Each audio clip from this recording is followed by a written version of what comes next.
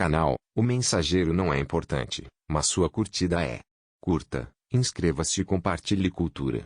Deixe livros que gostaria de ouvir nos comentários.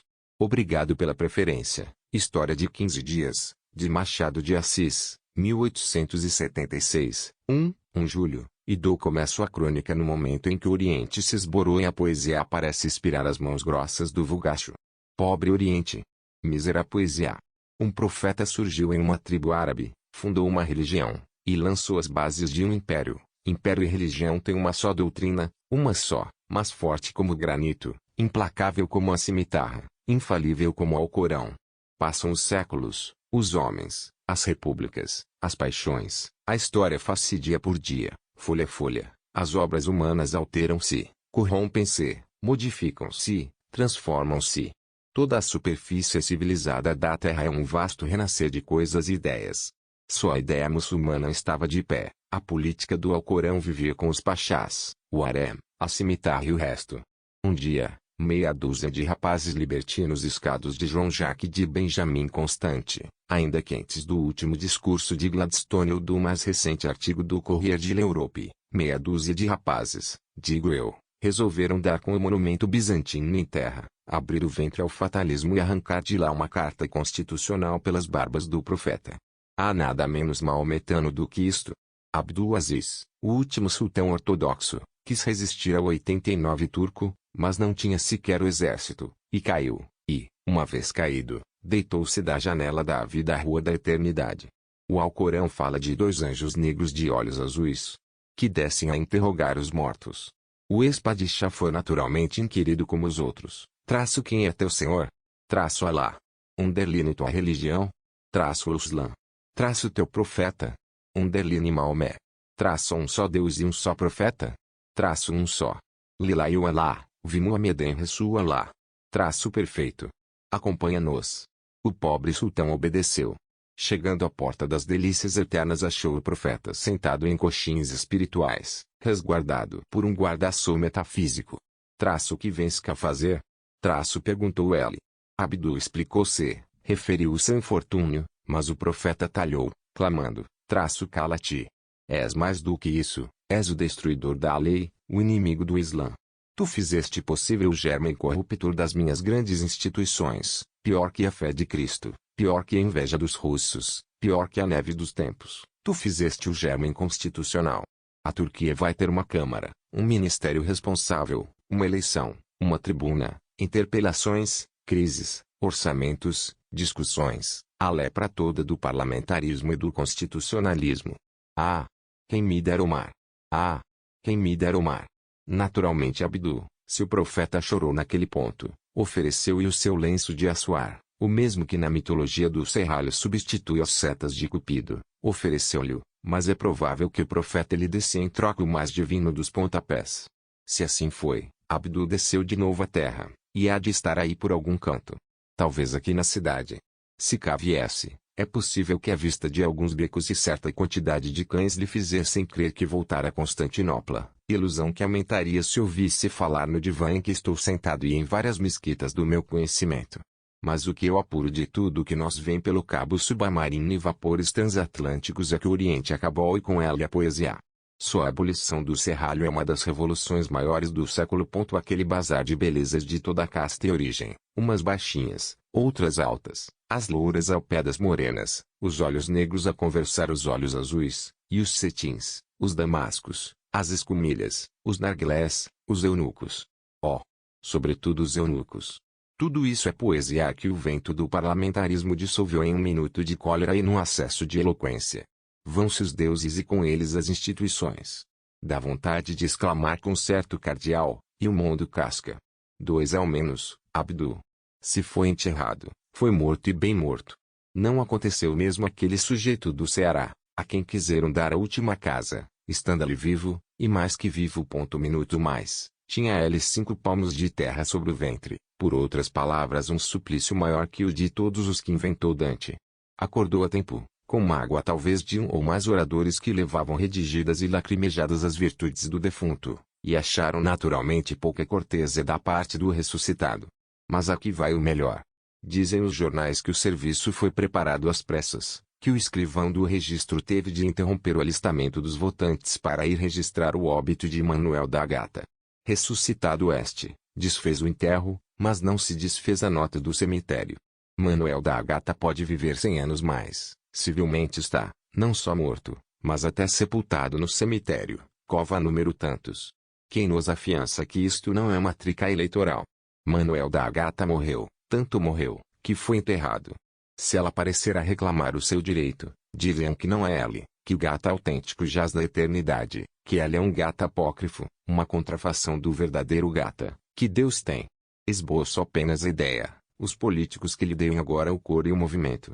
3. O que eu não esbocei, de certo, foi o jantar dado ao Blestigana. Qual esboçar? Saiu-me acabado. Dos dentes, acabado como ele merecia que fosse, porque era escolhido. A imprensa da capital brilhou, meteu-se à testa de uma ideia de simpatia, e levou-a por diante, mostrando-se capaz de união e perseverança. O jantar era o menos, o mais, o essencial era manifestar um cavaleiro digno de todos os respeitos e afeições a saudade que ali ia deixar entre os brasileiros, e foi isso que claramente e eloquentemente disseram por parte da imprensa um jornalista militante, Quintino Bocaiúva, e um antigo jornalista, o Visconde do Rio Branco. Respeito às razões que teve o Chile para não fazer duas da única alegação que tem para cá dos Andes, ficando exclusivamente no Rio de Janeiro o ministro que por tantos anos representou honestamente o seu país, mas sempre lhe digo que nos levou um amigo velho, que nos amava e a quem amávamos como ele merecia. Blestigana costumava dizer, nas horas de bom humor, que era poeta de vocação e diplomata de ocasião. Era injusto consigo mesmo, a vocação era igual em ambos os ramos. Somente, a diplomacia abafava o poeta, que não podia acudir ao mesmo tempo a uma nota que passava e a uma estrofe que vinha do céu. Ainda se estivesse aqui só, vá, sempre lhe daríamos algum tempo de poeta. Mas ache um homem algum lazerético andando a braços com a Patagônia e o Dr. Alsina. Sou amigo do ilustre chileno há 10 anos, e ainda possuirei um retrato seu, com esta graciosa quadrinha, verás em esse retrato de semelhança perfecta, a imagem de um mau poeta y pouco pior literato. Nem mau poeta, nem pior literato, excelente em ambas as necessidade política no levasse. 4 sobrenotas tivemos esta quinzena 2 espécies, as falsas vias da ópera italiana, um velho calembor, rafado, magro e decrépito que há de viver ainda muito tempo. Por quê? Porque acude logo à boca. Ópera italiana é uma maneira de falar. Reuniram-se alguns artistas, que vivem há muito entre nós, e cantavam o trovador, prometem cantar algumas óperas mais. São bons? Não sei, porque não os fui ainda ouvir, mas das notícias benignas dos jornais, concluo que, um não cantou mal, o outro interpretou bem algumas passagens, o coro de mulheres esteve fraquinho e o de homens foi bem sofrível e não se achava mal ensaiado. São as próprias expressões de um dos mais competentes críticos.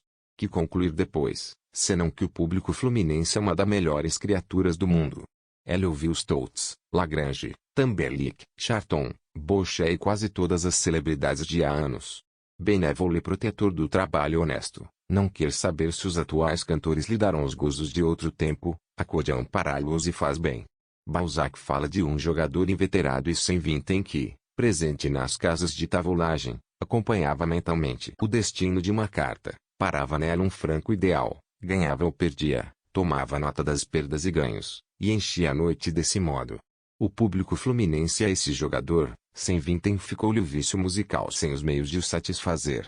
Vai à tavolagem, acompanha destino de uma nota, reconhece às vezes que é falsa, mas troca mentalmente por outra que ouviu em 1853. Vê semelhante fenômeno não pertence à companhia dos ditos que representa no Teatro Imperial. O pior que acho na companhia dos fenômenos é o galicismo. O empresário quis provavelmente dizer companhia dos prodígios, das coisas extraordinárias. Felizmente para ele, o público não estranhou o nome, e, se o empresário não tem por si os lexicógrafos, tem o sufrágio universal, isso lhe basta. Este porém um daqueles casos em que a eleição censitária é preferível. Que tais sejam os tais fenômenos ou prodígios, não sei, porque os não vi. E já o leitor concluirá daqui o valor de um cronista que pouco vê do que fala, uma espécie de urso que se não diverte. Que se não diverte. É uma maneira de entender assaz arriscada. Alegarei que eu, geralmente, sou pouco inclinado a prodígios. Foram convidar um lacedemônio a ir ouvir um homem que imitava com a boca o canto do rouxinol. Eu já ouvi o rouxinol, respondeu ele. A mim, quando me falaram de um homem que tocava flauta com as próprias mãos, respondi, eu já ouvi o calado. Presunção de fluminense que quer ser lacedemônio.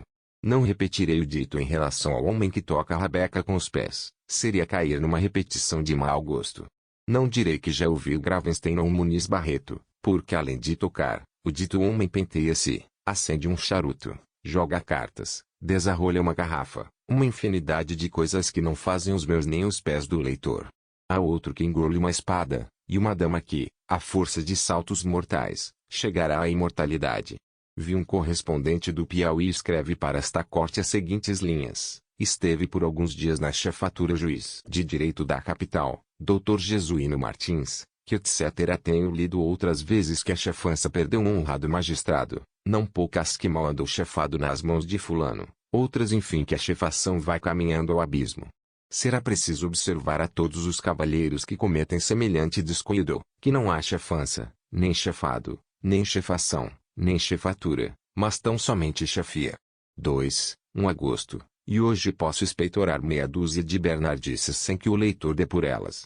A razão não é outra senão a de ser o leitor um homem que se respeita, ama o belo, possui costumes elegantes, conseguintemente, não tem orelhas para crônicas, nem outras coisas ínfimas. Suas orelhas andam de molho, reservam-se para as grandes e belas vozes que estão prestes a chegar do Rio da Prata. Antes de ir mais longe, convém advertir que o fato de nós virem as celebridades líricas do Rio da Prata é um fenômeno que, em 1850, seria puramente milagre, mas que hoje, mediante os progressos do dia, parece a coisa mais natural do mundo. Há incrédulos, é verdade, há ombros que se levantam, espíritos que dão seus muxoxos de dúvida. Mas qual foi a verdade nova que ainda não encontrou resistências formais? Colombo andou mendigando uma caravela para descobrir este continente. Galileu teve de confessar que a única bola que girava era a sua. Estes dois exemplos ilustres devem servir de algum lenitivo aos cantores platenses. 2 demais os incrédulos se são duros, são em ínfimo número verdadeiramente ridículo. Porquanto, ainda, os cantores não deram amostra, já não digo de uma nota, mas somente de um espirro ou de um aperto de mão, e já os bilhetes estão todos tomados, a preços de primíssimo cartelo. Donde os filósofos podem concluir com segurança que as vozes não são a mesma coisa que os nabos. Credo, que absurdum, era a máxima de Santo Agostinho. Credo, que carissimum, é a do verdadeiro diletante. Ao preço elevado dos bilhetes corresponde os dos vencimentos dos cantores. Só o tenor recebe por mês 8 contos e 800 mil réis. Não sei que haja na crítica moderna melhor definição de um tenor do que esta dos 8 contos, a não ser outra de 10 ou 15.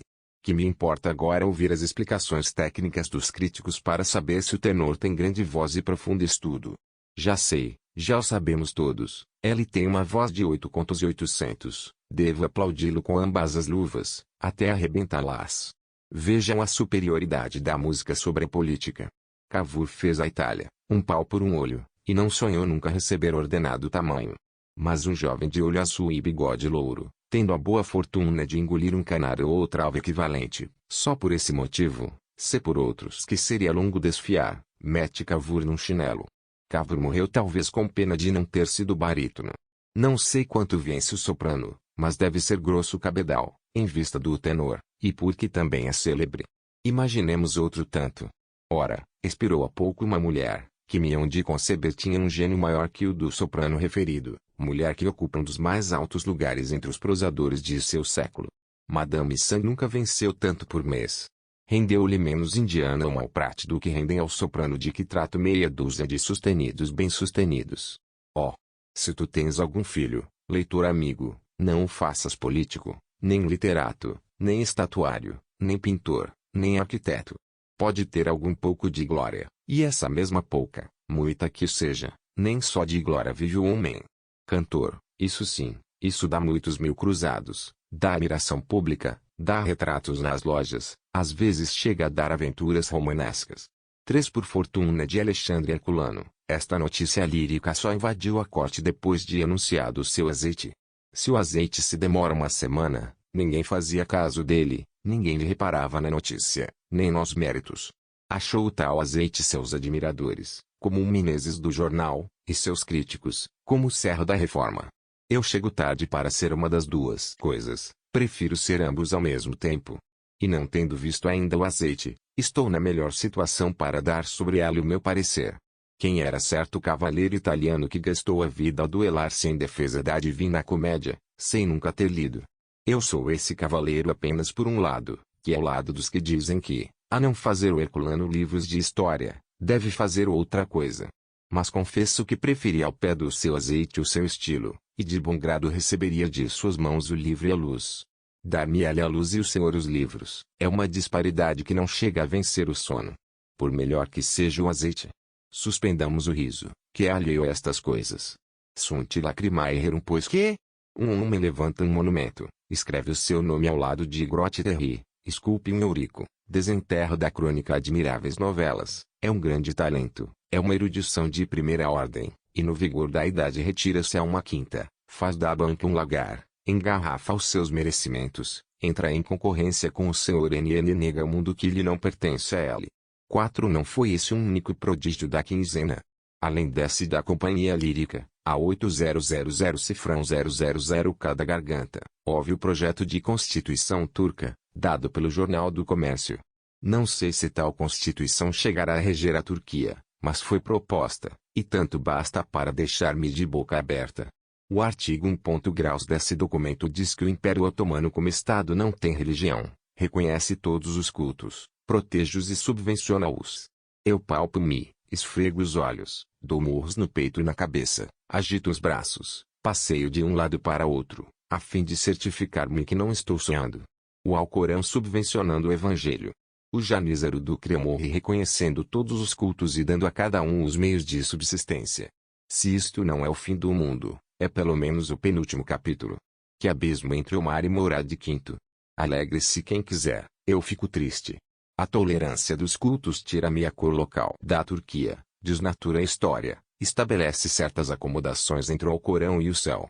Substitui-se a sublime porta por uma trapeira constitucional. Vê no meio de tanta novidade, azeite herculano, ópera italiana, liberdade turca, não quis ficar atrás o senhor Luiz Sacchi. Não conheci Luiz Sacchi, li porém o testamento que ali deixou e os jornais deram a lume. Ali diz o finado que seu corpo deve ir em rede para o cemitério, levado por seus escravos, e que na sepultura há de se lhe gravar este epitáfio: aqui jaz Luiz Sacchi que pela sua sorte foi original em vida e quis sê-lo depois da sua morte. Gosto disto. A morte é coisa tão geralmente triste, que não se perde nada em que alguma vez apareça alegre. Luiz Sacchi não quis fazer do seu passamento um quinto ato de tragédia, uma coisa lúgubre, obrigada a sangue e lágrimas. Era vulgar, ela queria separar-se do vulgo. Que fez? Inventou um epitáfio, talvez pretensioso, mas jovial. Depois dividiu a fortuna entre os escravos, deixou o resto aos parentes, embrulhou-se na rede e foi dormir no cemitério. Não direi que haja profunda originalidade neste modo de retirar-se do mundo. Mas, em suma, a intenção é que salva, e se o reino dos seus também é dos originais, lá deve estar o testador italiano. Amém. Vi na hora em que escrevo estas linhas, preparo-me para ir ver um sapatinho de cetim, sapatinho que Dona Lucinda nos trouxe da Europa e que o Furtado Coelho vai mostrar ao público fluminense. Não vi ainda o sapato e já o acho um primor. Vejam o que é parcialidade. Juro a todos os deuses que o sapatinho foi roubado a mais bela das sultanas do Padishah, ou talvez a mais ideal das uís do profeta. Imagino-o todo de aminho, cozido com cabelos da aurora, forrado com um pedacinho do céu. Que querem? Eu creio que há de ser assim, porque é impossível que o Furtado nos trouxesse um mau sapato. Mas que o trouxesse. Eu consentia nisso, e no mais que fosse de seu gosto, mediante a condição de que não havia deixar-nos outra vez. Entendamo-nos. Ele pertence-nos. Viu muita coisa. Teve muito aplauso, muita festa, mas a aurora das suas glórias rutilou neste céu fluminense, onde, se não rutilou também a do talento de sua esposa, já recebeu muitos dos seus melhores raios juvenis. Que fiquem, é o desejo de todos e meu. 15 de agosto, e no momento em que escrevo estas linhas, espreito cá de longe a leitora a preparar-se para a festa da glória. Há duas sortes de leitoras, a que vai ao outeiro, toma água benta, vê o fogo de artifício, e vai a pé para casa, se não pilha um bonde, e aqui vai de casa às 9 horas para ir ao baile da Secretaria de Estrangeiros. Uma e outra preparam-se neste instante, sonham com a festa, pedem a Nossa Senhora que não mande chuva. A segunda espera que a clemência lhe apronte o vestido a tempo e hora oportuna. A primeira dá os últimos pontos na saia do que há de estrear hoje de tarde. Esta festa da glória é a penha elegante, do vestido escorrido, da comenda e do claque. A penha é a glória da rosca no chapéu, garrafão ao lado, ramo verde na carruagem e turca no cérebro. Ao cabo de tudo, é a mesma alegria e a mesmíssima diversão, e o que eu lastimo é que o fogo de artifício da glória e o garrafão da penha levem mais fiéis que o objeto essencial da festividade. Se é certo que Touchemimani é Rome, não é certo que Touchemimani é ao céu. Leve ou não leve, a verdade é que este ano há grande entusiasmo pela festa da glória, e dizem-se maravilhas do baile da Secretaria de Estrangeiros. Um amigo meu recusa dançar há 6 semanas, com o plausível motivo de que não quer gastar as pernas. Só fala em francês para conversar com os diplomatas, estuda a questão do Oriente para dizer alguma coisa ao ministro da Inglaterra. Traz de cor a frase com que há de cortejar o ministro da Itália e o chefe da legação pontifícia.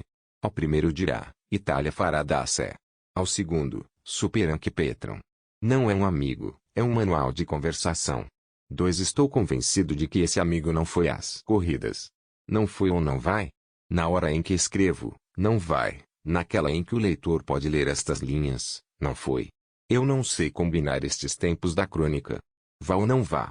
Fosse ou não fosse, o que eu quero dizer é que o ano meu amigo brilha pela ausência na festa do Prado Fluminense. Eu sou obrigado a confessar que também lá não ponho os pés em primeiro lugar porque os tenho moídos, em segundo lugar porque não gosto de ver correr cavalos nem touros. Eu gosto de ver correr o tempo e as coisas, só isso. Às vezes corro eu também atrás da sorte grande, e correria adiante de um cacete, sem grande esforço. Quanto a ver correr cavalos, vou dizer a minha opinião toda. Cada homem simpatiza com um animal. Há quem goste de cães, eu adoro-os. Um cão, sobretudo se me conhece, se não guarda a chácara de algum amigo, aonde vou, se não está dormindo, se não é leproso, se não tem dentes, ó. Um cão é adorável. Outros amam os gatos. São gostos, mas sempre notarei que esse quadrúpede pachorrento e voluptuoso é sobretudo amado dos homens e mulheres de certa idade. Os pássaros têm seus crentes. Alguns gostam de todo bicho careta. Não são raros os que gostam do bicho de cozinha. Eu não gosto do cavalo. Não gosto. Detesto-o, acho o mais intolerável dos quadrúpedes. É um fato, é um pérfido, é um animal corrupto. Sob pretexto de que os poetas o têm cantado de um modo épico ou de um modo lírico, de que é nobre, amigo do homem, de que vai à guerra, de que conduz moças bonitas, de que puxa coches, sob o pretexto de uma infinidade de complacências que temos para com ele, o cavalo parece esmagar-nos com sua superioridade. Ele olha para nós com desprezo, relincha, prega nossos sustos, faz Hipólito em estilhas. É um elegante perverso, um tratante bem educado, nada mais. Vejam o burro. Que mansidão. Que filantropia. Esse puxa a carroça que nos traz água, faz andar a nora, e muitas vezes o genro, carrega fruta, carvão e hortaliças, puxa o bonde, coisas todas úteis e necessárias. No meio de tudo isso apanha e não se volta contra quem lhe dá. Dizem que é teimoso. Pode ser, algum defeito é natural que tem um animal de tantos e tão variados méritos. Mas ser teimoso é algum pecado mortal?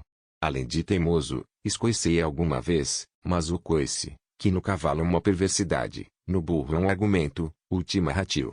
13 Por falar neste animal, publicou-se há dias o recenseamento do Império, do qual se colige que 70% da nossa população não sabe ler. Gosto dos algarismos, porque não são de meias medidas nem de metáforas. Eles dizem as coisas pelo seu nome, às vezes um nome feio, mas não havendo outro, não escolhem. São sinceros, francos, ingênuos. As letras fizeram-se para frases. O algarismo não tem frases, nem retórica.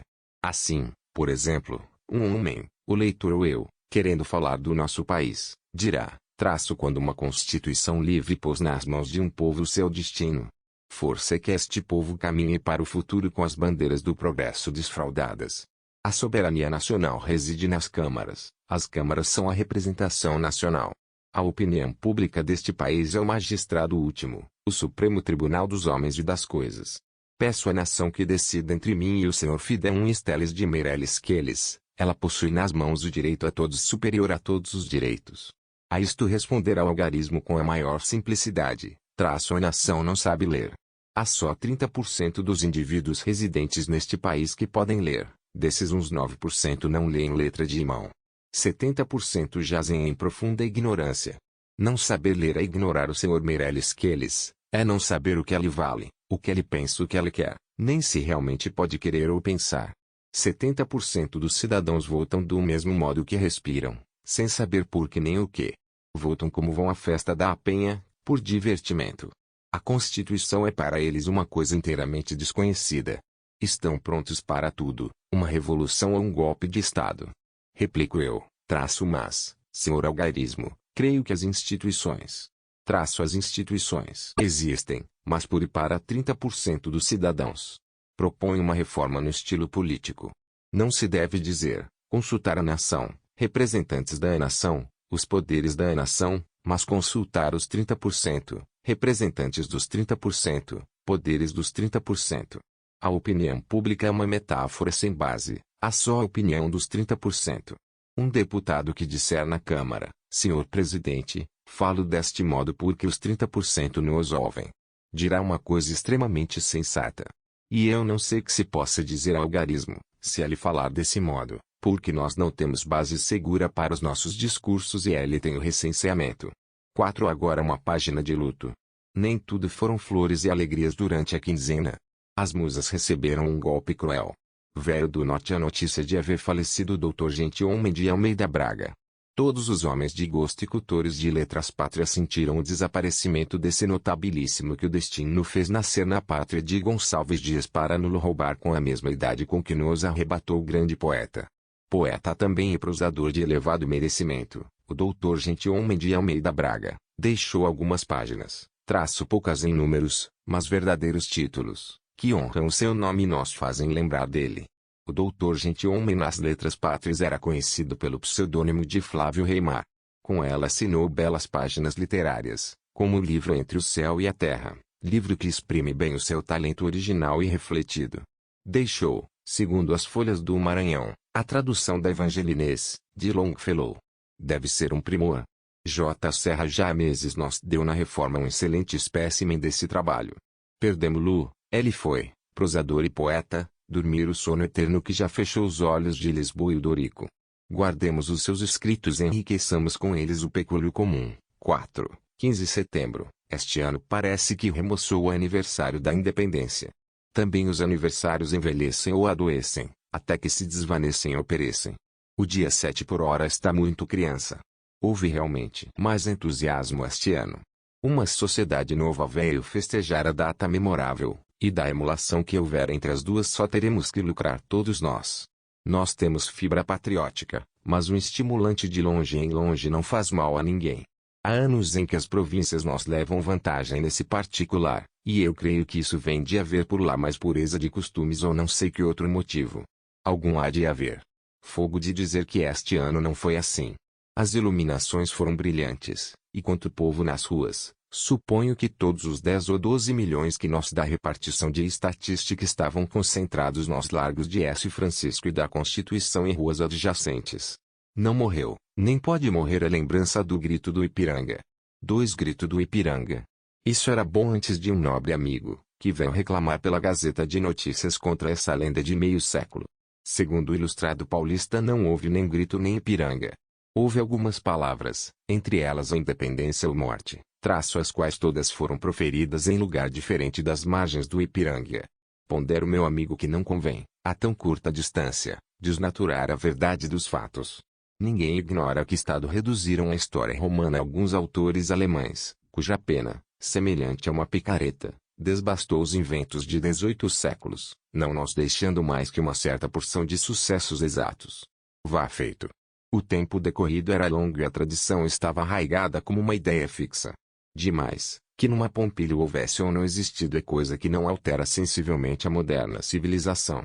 Certamente é belo que Lucrécia haja dado um exemplo de castidade às senhoras de todos os tempos, mas se os escavadores modernos me provarem que Lucrécia é uma ficção e Tarquínio uma hipótese, nem por isso deixa de haver castidade.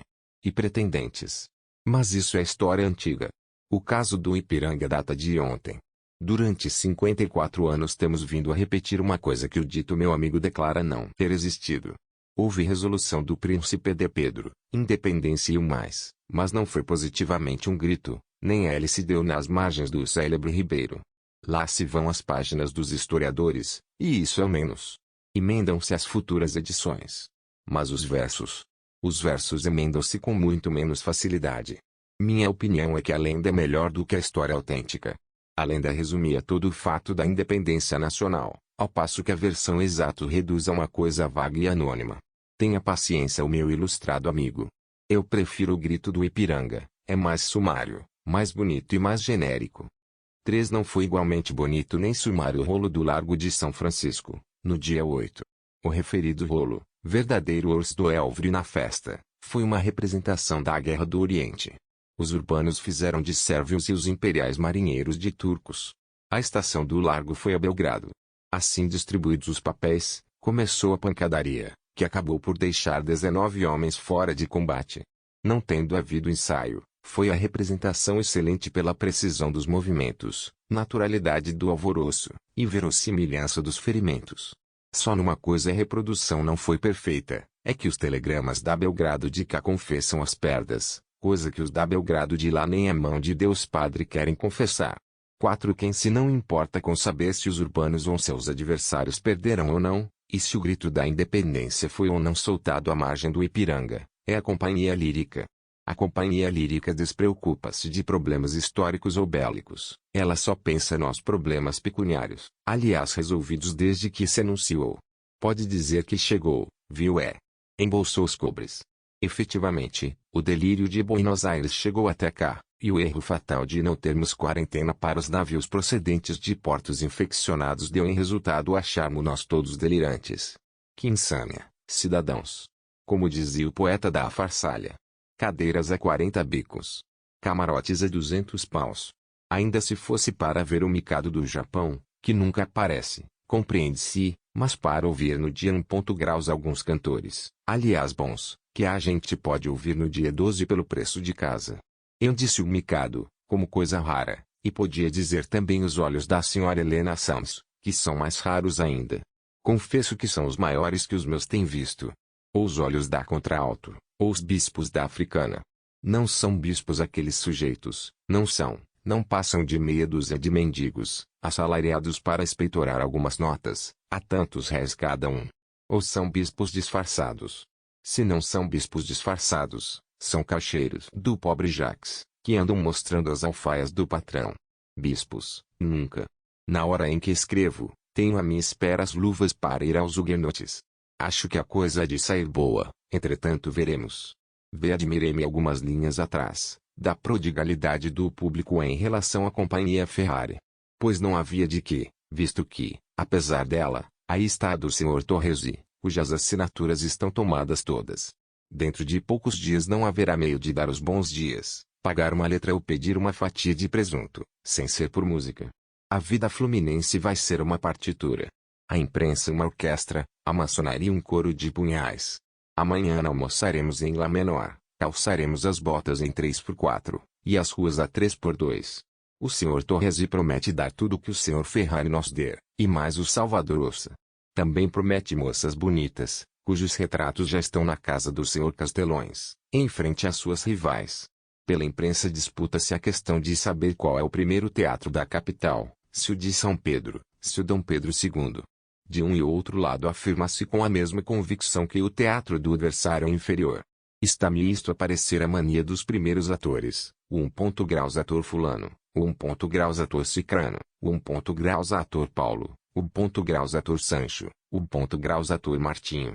O que sairá daqui não sei, mas se a coisa não prova entusiasmo lírico, não sei que mais querem os empresários. Vi talvez sejam tão exigentes como os moradores da Rua das Laranjeiras, que estão a bradar que a mandem calcar, como se não bastasse morar em rua de nome tão ético e certo que, em dias de chuva, a rua fica pouco menos lamacenta que qualquer sítio do Paraguai. Também é verdade que duas pessoas, necessitadas de comunicar uma coisa a outra, com urgência podem vir desde o Cosme Velho até o Largo do Machado, cada uma de sua banda, sem achar lugar em que atravessem a rua. E finalmente, não se contesta que sair do bonde, em qualquer outra parte da dita rua, é empresa só comparável à passagem do Mar Vermelho, que ali é escuro. Tudo isso é verdade. Mas em compensação, que bonito nome. Laranjeiras. Faz lembrar Nápoles, tem uns ares de idílio, a sombra de Teócrito deve por força vagar naquelas imediações. Não se pode ter tudo, traço nome bonito e calçamento, dois proveitos não cabem no saco. Contentem-se os moradores com o que têm, e não peçam mais, que é ambição. 7. Supõe o público que é um sol, e olha em volta de si, verá o globo a rodá-lo, mais forte do que era até há pouco e prometendo longa vida. Eu gosto de todos os globos, desde aqueles, lácteos, que tremiam quando Vênus entrou no céu, viu Lusíadas, até o da Rua dos Ourives, que é um globo como se quer. Falando no sentido natural, direi que o globo honra a nossa imprensa e merece ser coadjuvado por todos os que amam essa alavanca do progresso, a mais potente de todas. Hoje a imprensa fluminense é brilhante. Contamos órgãos importantes, neutros ou políticos, ativos, animados e perseverantes.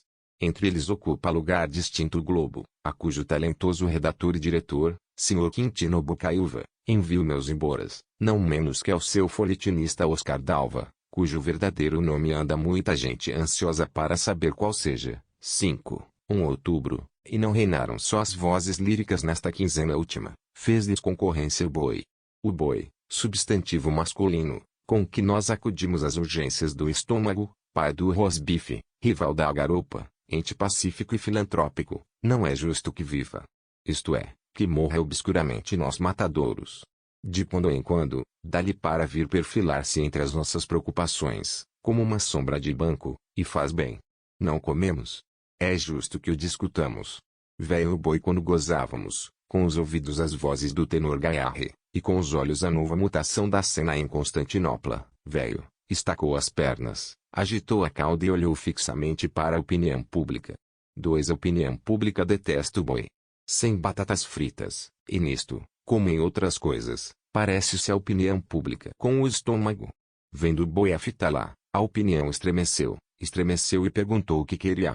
Não tendo o boi o uso da palavra, olhou melancolicamente para a vaca olhou para Minas olhou para o Paraná olhou para sua questão de limites, a questão de limites olhou para o alvará de 1749, o alvará olhou para a opinião pública, a opinião olhou para o boi, o qual olhou para a vaca olhou para Minas, e assim iríamos até a consumação dos séculos se não interviesse a vitela, em nome de seu pai e de sua mãe. A verdade fala pela boca dos pequeninos. Verificou-se ainda uma vez esta observação, expeitorando a vitela estas reflexões, tão sensatas quanto bovinas. Traço gênero humano. Eu li há dias no Jornal do Comércio um artigo em que se fala dos interesses do produtor, do consumidor e do intermediário, falta falar do interesse do boi, que deve pesar alguma coisa na balança da República. O interesse do produtor é vendê-lo, o do consumidor é comprá-lo, o do intermediário é impingi-lo, o do boi é justamente contrário a todos três. Ao boi importa pouco que o matem em nome de um princípio ou de outro, da livre concorrência ou do monopólio. Uma vez que o matem, ele vê nisso, não um princípio, mas um fim, e um fim de que não há meio de escapar. Gênero humano. Não zombeis esta pobre espécie. Que? Virgílio serve-se nós para suas comparações poéticas, os pintores não deixam de incluir-nos em seus emblemas da agricultura, e não obstante se preste um elevado estético, vós trazei-nos ao matadouro, como se fôssemos simples recrutas. Que diríeis vós se, em uma república de touros, um deles se lembrasse de convidar os outros a comer os homens? Por seres. Poupai nós por algum tempo. 3. Conheço um homem que anda meio desconfiado de que não há guerra da Sérvia nem Império Turco, consequentemente, que não há sultões caídos, nem suicidados. Mas que são as notícias com que os paquetes vêm perturbar nossas digestões? Diz ele que é uma ópera de Wagner e que os jornais desta corte traduzem mal as notícias que acham nos estrangeiros. A ópera, segundo este meu amigo, intitula-se Os Três Sultões ou Um Sonho do Grão-Vizir, música de Wagner e libreto de Igor Tchakov. Tem numerosos quadros. A introdução no estilo herzegoviano é um primor, conquanto fosse ouvida sem grande atenção por parte do público. A atenção começou quando rompeu o dueto entre Milano e Abdul Aziz, e depois o coro dos softas, que derrocam Abdul. O mais sabemos todos. A este meu amigo, replico eu dizendo que a coisa não é ópera, mas guerra, sendo prova disso o telegrama há dias publicado, que trouxe a notícia de achar-se em comércio de paz. Respondeu-me que é ilusão minha. Há de certo um coro que entra cantando, passe, passe, mas é um coro. Que queres tu? Antigamente as óperas eram música, hoje são isso e muita coisa mais. Vê os huguenotes, com a descarga de tiros no fim. Pois é a mesma coisa a nova composição de Wagner. Há tiros, batalhões, mulheres estripadas, crianças partidas ao meio, aldeias reduzidas a cinzas, mas é tudo ópera. 4 daquela ópera O Salvador ou se a transição é fácil, mas, enquanto meu talentoso colega dos teatros falará mais detidamente da composição de Carlos Gomes e da companhia, eu quero daqui dar um aperto de mão ao inspirado maestro brasileiro, cujo nome cresce na estima e na veneração da Itália e da Europa. Não se iludam os que desde os primeiros dias confiaram nele. Ele paga hoje essa confiança com os louros de que cerca o nome brasileiro. Sinto não poder manifestar iguais sentimentos à companhia Torresi, mas tenho aqui um calo no pé. Ui! Vê começaram a aparecer mulheres santas e milagrosas. Na Bahia aparece uma que não come. Não comer é sinal vivo da santidade, donde eu concluo que o hotel é a estrada real do inferno. A mulher de que se trata tem se visto tonta com as romarias dos seus devotos, que já são muitos. Dizem os jornais que a polícia foi obrigada a mandar a soldados para pôr alguma ordem nas visitas espirituais à mulher santa. Algumas supõem que a mulher não come por moléstia, e não falta quem diga que ela come às escondidas. Pobre senhora! De outro lado, não me lembro em que província, apareceu uma velha milagrosa. Cura doenças incuráveis com ervas misteriosas. Isto com alguns coros e um tenor dá meio ato de uma ópera Meyerbeer. Só a entrada da velha, que deve ter por força queixo comprido, visto que as velhas fantásticas não usam queixo curto, só a entrada era de arrepiar as carnes e enlevar os espíritos. E o sono na gramédica doutora enciclopédica. Há quem diga que também essa mulher é santa. Eu não gosto de ver as mulheres santas e os milagres a cada canto, eles e elas têm suas ocasiões próprias. Vi agora, o que é ainda mais grave que tudo, é a eleição, que a esta hora se começa a manipular em todo este vasto império. Em todo. É uma maneira de falar. As soluções de continuidade, abertas pelas relações. Na corte, por exemplo, não teremos desta vez a festa quatrienal. Tal como Niterói que também faz relaxe para ordem. 2 espetáculos de menos. 2? 8 ou 10 em todo o país. Não sei se o leitor em alguma vez refletido nas coisas públicas, e se lhe parece que seria a magna descoberta do século, aquela que nos deixa o meio menos incômodo e mais pacífico de exercer a soberania nacional. A soberania nacional é a coisa mais bela do mundo, com a condição de ser soberania e de ser nacional. Se não tiver essas duas coisas, deixa de ser o que é para ser uma coisa semelhante aos Três Sultões, de Wagner, quero dizer muito superior, porque Wagner, ou qualquer outro compositor apenas nos dá cabaleta, diminutivo de cabala, que é o primeiro trecho musical da eleição. Os coros são também muito superiores, mais numerosos, mais bem ensaiados, o ensemble mais estrondoso e perfeito. Cá na corte não temos desta vez cor nem cabala nem finais. Não há companhia. Por isso os diletantes emigram em massa para a província onde se prepara grande ovação aos cantores. 7 parece que começa a ser calçada. Dou-lhe em 100, dou-lhe em 1000. A Rua das Laranjeiras. Mas silêncio. Isto não é assunto de interesse geral. 8 de interesse geral é o Fundo da Emancipação, pelo qual se acham libertados em alguns municípios 230 escravos. Só em alguns municípios. Esperemos que o número será grande quando a libertação estiver feita em todo o Império. A lei de 28 de setembro fez agora 5 anos. Deus lhe dê vida e saúde. Esta lei foi um grande passo na nossa vida. Se tivesse vindo uns 30 anos antes estávamos em outras condições. Mas há 30 anos, não veio a lei, mas vinham ainda escravos, por contrabando, e vendiam-se às escancaras no valongo. Além da venda, havia o calabouço. Um homem do meu conhecimento suspira pelo azorrague. Hoje os escravos estão altanados, costuma ele dizer. Se a gente dá uma sova num, há logo quem intervenha e até chame a polícia. Bons tempos os que lá vão. Eu ainda me lembro quando a gente via passar um preto escorrendo em sangue, e dizia, anda diabo, não estás assim pelo que eu fiz. Hoje. E o homem solta um suspiro, tão de dentro, tão do coração, que faz cortar o dito. Lipo Vrome. 1877, 6, 1 janeiro, ASEs. Indicador ordinal feminino rema. Senhor Bispo Capelão Mor permita-me vs. Indicador ordinal feminino rema.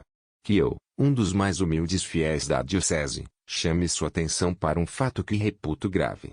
Ignoro-se vs. Indicador ordinal feminino rema. Já leu um livro interessante dado a lume na quinzena que ontem findou, O Rio de Janeiro, Sua História e Monumentos, escrito por um talentoso patrício seu e meu, o Dr. Moreira de Azevedo. Naquele livro está a história da nossa cidade, ou antes uma parte dela, porque é apenas o primeiro volume, ao qual se hão de seguir outros, tão copiosos de notícias como este, fogo de esperá-lo. Não sei se vês. Indicador ordinal feminino rema. É como eu. Eu gosto de contemplar o passado, de viver a vida que foi, de pensar nos homens que antes de nós, ou honraram a cadeira que vês. Indicador ordinal feminino rema. Ocupa. Ou espreitaram, como eu, as vidas alheias. Outras vezes estendo o olhar pelo futuro adiante, e vejo o que há de ser esta boa cidade de S. Sebastião um século mais tarde, quando bom for um veículo tão desacreditado como a gôndola, e o atual chapéu masculino uma simples reminiscência histórica. Podia contar-lhe em 2 ou 3 colunas o que vejo no futuro e o que revejo no passado, mas, além de que não quisera tomar o precioso tempo de vs. Indicador ordinal feminino reverendíssima, tenho pressa de chegar ao ponto principal desta carta, com que abro a minha crônica. E vou já a ela. Há no dito livro do Dr. Moreira de Azevedo um capítulo acerca da Igreja da Glória. Não me refiro a do Outeiro, mas a do Largo do Machado. Nesse capítulo, que vai da página 185 à página 195, dão-se interessantes notícias do nascimento da igreja, da qual traz uma excelente descrição. Disse aí, página 190, o seguinte: concluiu-se a torre em 1875, e em 11 de junho desse ano colocou-se ali um sino, mas a ideia de colocar outros sinos afinados para tocarem por música. Para este ponto é que eu chamo a atenção do meu prelado. Que lhe pusessem a torre, uma torre por cima daquela fachada, foi ideia, piedosa de certo, mas pouco de aplaudir-se. Não há talvez segundo exemplo debaixo do sol, tudo aquilo urle de se voir ensemble. Contudo, repito, se a arte padece, a intenção merece respeito. Agora porém, remo.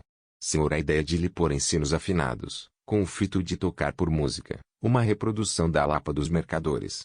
A Lapa dos Mercadores era uma igreja modesta, metida numa rua estreita, fora do movimento, pouco conhecida de uma grande parte da população. Um dia deu-se o luxo dos sinos musicais, e dentro de 2 semanas estava célebre. Os moradores do Largo do Paco, ruas do Ouvidor, direita e adjacentes almoçavam musicalmente todos os dias, aos domingos sobretudo. Era uma orgia de notas, um dilúvio de sustenidos. Quem quer que era o regente, repinicava com um brio, um fôlego, uma alma, dignos de melhor emprego. E não pense vs. A rima.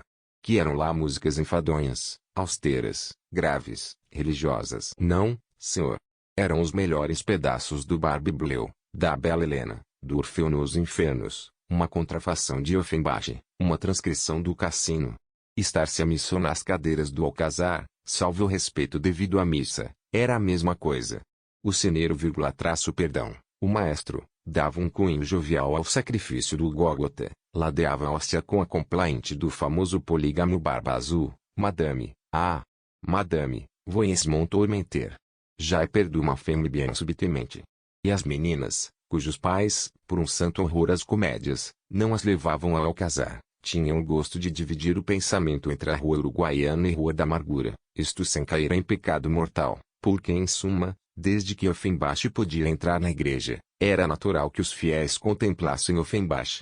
Nem era só Offenbach, Verdi, Bellini e outros maestros sérios tinham também entrada nos sinos da Lapa. Creio ter ouvido a Norma e o Trovador. Talvez os vizinhos ouçam o Jaide e o Fausto. Não sei se entre Offenbach e Gounod, teve Lecoq algumas semanas de reinado. A filha de Madame Yongot alegrando a casa da filha de Santana S. Joaquim, confesse-vs. É que tem um ar extremamente moderno.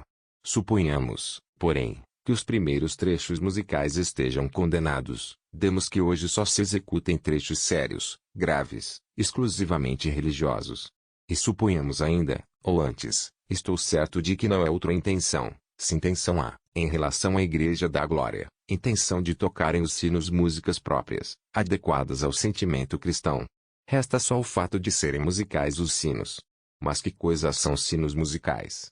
Os sinos, excelentíssimo senhor, têm uma música própria, o repique ou dobre, a música que no meio do tumulto da vida nos traz a ideia de alguma coisa superior à materialidade de todos os dias, que nos entristece, se é de finados, que nos alegra, se é festa, ou que simplesmente nos chama com um som especial, compassado, sabido de todos. O miserere de verde é um pedaço digno de igreja, mas se o pusessem nos sinos era. Vá lá. Era ridículo. Chateaubriand, que escreveu sobre os sinos, que não diria, se morasse ao pé da Lapa. Dirigindo-me, pois, a vez. Indicador ordinal feminino tenho por fim solicitar sua atenção para o uso dos sinos musicais, que pode propagar-se na cidade toda, e transformá-la numa imensa filarmônica. Vez. Indicador ordinal feminino pode, com seus paternais conselhos, ter mão ao osso, bastando-lhe dizer que a Igreja Católica é uma coisa austera, que os sinos têm uma linguagem secular, uma harmonia única. Não a troquemos por outra, que a despojá-los do seu encanto, é quase mudar a feição ao culto. Nada mais me resta dizer a vez. Indicador ordinal feminino 2 caiu-me há dias nas mãos, embrulhando uma touca de criança, uma folha solta da Revista Popular. A Revista Popular foi a mãe do Jornal das Famílias, do qual o Sr. Garnier é por conseguinte a ave-pai. A folha era justamente um pedaço da crônica. A data é de 26 de outubro de 1860. Já lá vão 16 anos, a vida de uma donzela, metade do título de um melodrama, que por esse tempo ainda se representava, traço Arthur ou 16 anos depois. Vamos ao que importa. A referida crônica no dia 26 de outubro de 1860 terminava com esta notícia: o Catete projetou aniquilar o teatro caricato, que arrasta a pesada existência para as bandas de Botafogo, e ideou a construção de um belo templo, onde a arte dramática não fosse rodada e escarnecida por um punhado de verdugos. Apenas foi concebida a ideia, tratou-se logo de realizá-la. O Sr. Lopes de Barros incumbiu-se de traçar a planta do edifício, e com toda a perícia se houve nesta tarefa, que criou um modelo de perfeição. A obra vai ser começada dentro de poucos dias, e cedo ficará concluída, presidindo a sua confecção a solidez, a elegância e a comodidade para o espectador. Dizem-me que a companhia do ginásio, a única que tem compreendido a sua missão, é a escolhida para lhe representar, revezando com a companhia lírica, que tivermos, depois de edificado o teatro. Que resta de tamanho projeto? Nem talvez a planta. A ideia foi rapidamente concebida, a planta executada, designou-se a companhia do ginásio para ir representar no Teatro Novo. Nada faltou, exceto o teatro. 3. Mas aquilo é uma curiosidade velha, uma notícia morta. Venhamos à coisa novíssima, posto que velhíssima, ou antes velhíssima, posto que novíssima. Já daqui percebe o leitor que aludo às galerias que se encontraram no Morro do Castelo. Há pessoas para quem não é certo que haja uma África, que Napoleão tenha existido, que Maomé II esteja morto. Pessoas incrédulas, mas absolutamente convencidas de que há no Morro do Castelo um tesouro dos contos arábicos. Crê-se geralmente que os jesuítas, deixando o Rio de Janeiro, ali enterraram riquezas incalculáveis. Eu desde criança ouvia contar isso, e cresci com essa convicção. Os meus vizinhos, os vizinhos do leitor, os respectivos compadres, seus parentes e aderentes, toda a cidade em suma crê que há no Morro do Castelo as maiores pérolas de Golconda. O certo é que um destes dias acordamos com a notícia de que, cavando-se o Morro do Castelo, descobriram-se galerias que iam ter ao mar. A tradição começou a tornar-se verossímil. Fiquei logo de olho aberto sobre os jornais. Disse comigo, vamos ter agora, dia por dia, uma descrição da descoberta, largura da galeria encontrada, matéria da construção, direção, altura e outras curiosidades. Por certo o povo acudirá ao lugar da descoberta. Não vi nada. Nisto ouço uma discussão. A quem pertenceram as riquezas que se encontrarem? Ao Estado? Aos concessionários da demolição? Tatiste question. As opiniões dividem-se, uns querem que pertençam aos concessionários, outros que ao Estado, e aduzem-se muito boas razões de um lado e do outro. Coagido a dar a minha opinião, falo-ei com a brevidade e clareza que me caracterizam. E digo, os objetos que se acharem pertencem, em primeiro lugar, à arqueologia, pessoa que também é gente, e não deve ser assim tratada por cima do ombro. Mas a arqueologia tem mãos.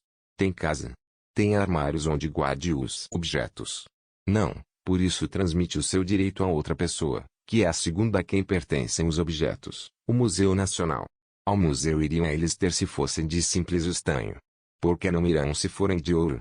O ouro é para nós uma grande coisa, compram-se melões com ele. Mas para a arqueologia todo metal tem igual valor. Eram de prata os objetos encontrados quando se demoliu a Praça do Comércio, e entretanto devo crer que estão no museu, porque pertencem à arqueologia. A arqueologia, que é uma velha rabugenta e avara. Pode ser que eu esteja em engano, mas é provável que sejam os outros.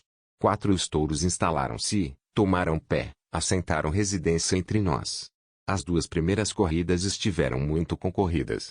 Há nisto uma repetição de sílabas, mas a urgência dispensa a correção e o floreio. Quimiscos e urgência, se fior la pena borra. Tem havido pois muito entusiasmo. Frascoelo é a coqueluche da cidade. Que digo? Frascoelo é o frasquinho, único diminutivo consoante a seu nome. Os touros é que dizem não ser de primeira bravura. Alguns parecem ser de antes do pecado original, quando no paraíso, os lobos dormiam com os cordeiros. Há quem suspeite que um deles é simplesmente pintado em papel, Tourdicus morama. Ainda assim o público os aplaude, e aos capinhas, há quem lança charutos, chapéus e níquel. Dizem efetivamente que o pessoal é bom. Eu ainda não pude ir lá, mas irei na primeira ocasião. Outras corridas se preparam na Rua da Misericórdia.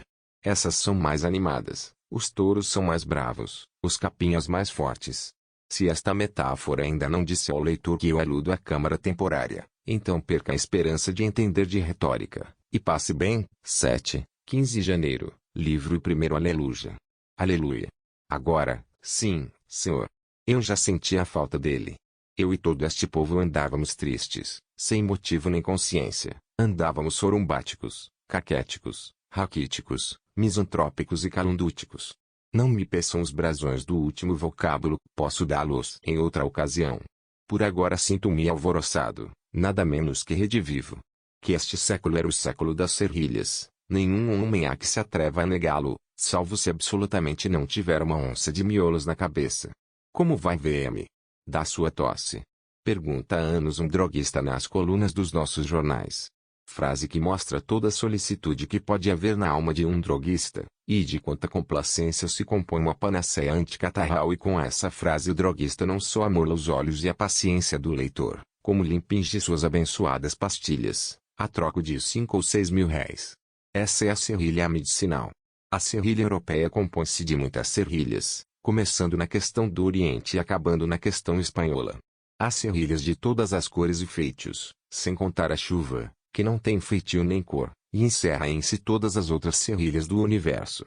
De todas elas, porém, a que nos dera mais no goto, a que nos sustinha neste vale de lágrimas, a que nos dava brio e força, era ele, o eterno, o redivivo, o nunca saz louvado Rocambole, que eu julgava perdido para sempre, mas que afinal ressurge das próprias cinzas de Ponson do Terrail. Ressurgiu. Eu vi, não li, viu com estes olhos que a terra há de comer, nas colunas do jornal, a ele e mais as suas novas façanhas pimpão, audaz, intrépido, prestes a mudar de cara e de roupa e de feitio, a matar, roubar, pular, voar e empalmar. Certo é que nunca o vi mais gordo. Eu devo confessar este picado a todos os ventos do horizonte. Cai minha cara ao chão, nunca li Rocambole, estou virgem dessa Ilíada de Alejo. Vejam lá, eu que li os poetastros da Fênix Renascida, os romances de Ana Radelife, o Carlos Magno, as farsas de Barbante, a Brasilíada dos Santos e Silva, e outras obras mágicas, nunca jamais em tempo algum me lembrou ler um só capítulo do Rocambole. Inimizade pessoal? Não, posso dizer a boca cheia que não. Nunca pretendemos a mesma mulher, a mesma eleição ou o mesmo emprego. Cumprimentamo-nos, não direi familiarmente, mas com certa afabilidade, afabilidade que pode haver entre 2 boticários vizinhos, um gesto de chapéu. Perdão, ouvi-o no teatro, num drama que o Furtado Coelho representou há anos. Foi a primeira e única vez que me foi dado apreciar cara a cara, o famoso protagonista. Não sei que autor, francês ou brasileiro. Não me lembra. Teve a boa inspiração de cortar um drama do romance do Ponson do Terrail, ideia que o Furtado lhe agradeceu do íntimo da alma, porque o resultado pagou-lhe tempo. E sem embargo de não haver lido, mas visto e ouvido somente, gosto dele, admiro-o, respeito-o, porque ele é a flor do seu e do meu século, é a representação do nosso romantismo caduco, da nossa grave puerilidade. Vem a propósito uma comparação que farei no segundo livro. Livro 2 Aquiles, Enéas, Dom Quixote, Rocambole. Estes 4 heróis, por menos que o leitor os ligue, ligam-se naturalmente como os elos de uma cadeia. Cada tempo tem a sua Ilíada, as várias Ilíadas formam a epopeia do espírito humano. Na infância o herói foi Aquiles, o guerreiro juvenil, altivo, colérico, mas simples, desafetado, largamente talhado em granito, e destacando um perfil eterno no céu da Lourelade. Irritado, acolhe-se às tendas, quando os gregos perecem, sai armado em guerra e trava esse mortal combate com Heitor, que nenhum homem de gosto lê sem admiração. Depois, vencido o inimigo, cede o despojo ao velho primo. Nessa outra cena, que ninguém mais igualou nem há de igualar, esta é a Ilíada dos primeiros anos, das auroras do espírito, e a infância da arte. Enéas é o segundo herói, valente viajor como um alferes romano ético e em todo caso, melancólico, civilizado, misturado de espírito grego e latino. Prolongou-se as Enéas pela Idade Média, fez-se soldadão cristão, com o nome de Tancredo, e acabou em cavalarias altas e baixas. As cavalarias, depois de estromparem os corpos a gente, passaram a estrompar os ouvidos e a paciência, e daí surgiu o Dom Quixote, que foi o terceiro herói, alma generosa e nobre, mas ridícula nos atos, embora sublime nas intenções. Ainda nesse terceiro herói luzia um pouco da luz aquileida, com as cores modernas, luz que o nosso gás brilhante e prático de todo fez empalidecer. Tocou a vez a Rocambole. Este herói, vendo arrasado o palácio de Príamo e desfeitos os moinhos da Mancha, lançou mão do que lhe restava e fez-se herói de polícia, pôs-se a lutar com o código e o senso comum. O século é prático, esperto e censurável, seu herói deve ter feições consoantes a estas qualidades de bom cunho. E porque a epopeia pede algo maravilhoso, Rocambole fez-se inverossímil, morre, vive, cai, barafusta e some-se, tal qual como um capoeira em dia de procissão. Veja o leitor, se não há um fio secreto que liga os 4 heróis. É certo que é grande a distância entre o herói de Homero e o de Ponson do Terrail, entre Troia e o Chilindró. Mas é questão de ponto de vista. Os olhos são outros, outro é o quadro, mas a admiração é a mesma, e igualmente merecida. Outrora excitavam pasmo aquelas descomunais lanças argivas. Hoje admiramos os alçapões, os nomes postiços, as barbas postiças, as aventuras postiças. Ao cabo, tudo é admirar. Livro 3 Supressão do estômago. Se alguma coisa pode fazer diversão a Rocambole, a Dr. Vindimilla, cavalheiro que eu não conheço, mas que merece as honras de uma apoteose, porque acaba de dar um quinal no Padre Eterno. Quem me deu notícia disso foi um droguista, ando agora com eles, nas colunas do Jornal do Comércio, em dias repetidos, e particularmente no dia 10 do corrente, publicações a pedido. Vindimilla inventou uma coca, um vinho estomacal. Por ora nada há que possa fazer admirar um homem qualificado e avariado. Cocas não faltam, nem cocas nem coqueiros. O importante é que Vindimilla despreza o estômago, não conhece, despreza-o, acha uma coisa sem préstimo, sem alcance, um verdadeiro trambolho. Esse órgão clássico da digestão não merece que um Vindimilla se ocupe com ele. No tempo em que Deus o criou podia ser útil. Deus estava atrasado, a criação ressentia-se de tal ou qual infância. Vindimilla é o Descartes da filosofia digestiva. Que fez Vindimilla? Isto que dizem os senhores. Ruffier Marteet e companhia, o senhor Vindimilla faz comer e digerir, o homem sem estômago. Excessos, doenças, má alimentação atacaram de tal modo o vosso estômago que estáis privados deste órgão. Não desespereis e depois de cada refeição tomai um cálice de vinho com pepsina de Astas e coca de Vindimilla. Com a pepsina todos os alimentos exotados, carnes, ovos, leite, etc., serão transformados em sangue. Com a diástase a farinha, o pão, os feijões se converterão em princípios assimiláveis, e passarão nos vossos ossos e músculos. Enfim, com a coca vosso sistema nervoso será acalmado como por encanto. O vosso estômago não trabalhou, ficou descansando, curando as suas feridas, e no entanto tendes comido, tendes digerido, tendes adquirido forças. Bem o dizíamos, o senhor Vindimilla bem mereceu da humanidade, e prezamos nós de ser os seus agentes nesta corte. Viram? Digerir sem estômago. Desde que li isto entendo que fazia muito mal em evitar camaroadas à noite e outras valentias, porque se com elas vier a perder o estômago, lá está o Dr. Vindimilla, que se incumbe de digerir por mim. Fazem-se doutores na ausência, em absentia, mediante certa quantia com que se manda buscar o diploma Alemanha. Agora temos as digestões na ausência, e pela regra de que a civilização não para nunca. Virá breve, não um vindimila, mas um trintimila ou um centimila, que nos dê o meio de pensar sem cérebro. Nesse dia o vinho digestivo cederá o passo ao vinho reflexivo, e teremos acabado a criação. Porque estará dado o último golpe no Criador. 15 de fevereiro, o carnaval morreu, viva a quaresma. Quando digo que o carnaval morreu apenas me refiro ao fato de haverem passado seus 3 dias, não digo que o carnaval espichasse canela. Se o dissesse, errava, o carnaval não morreu, está apenas moribundo. Quem pensaria que esse jovem de 1854, tão cheio de vida, tão lépido, tão brilhante, havia de acabar 20 anos depois, como Visconde de Bragelonne, e acabar sem necrológio, nem acompanhamento. Velho do limão de cheiro e do polvilho, volta para o polvilho e o limão de cheiro. Que a polvier morre triste, entre uma bisnaga e um princês, ao som de uma charamela de folha de Flandres, descorado, estafado, desenganado. Pobre rapaz. Era forte, quando nasceu, rechonchudo, travesso, um pouco respondão, mas gracioso. Assim viveu, assim parecia viver até a consumação dos séculos. Vai senão quando raia este ano de 77, e o mísero, que parecia vender saúde aparece com um nariz de palmo e meio e os olhos mais profundos do que as convicções de um eleitor. Já é. Esta moléstia será mortal, ou teremos o gosto de o ver ainda restabelecido. Só o saberemos em 78. Esse é o ano decisivo. Se aparecer tão amarelo, como desta vez, e não contar com ela e por coisa nenhuma tratar de substituí-lo. Caso venha a dar-se essa hipótese, vejamos desde já o que nos deixará o defunto.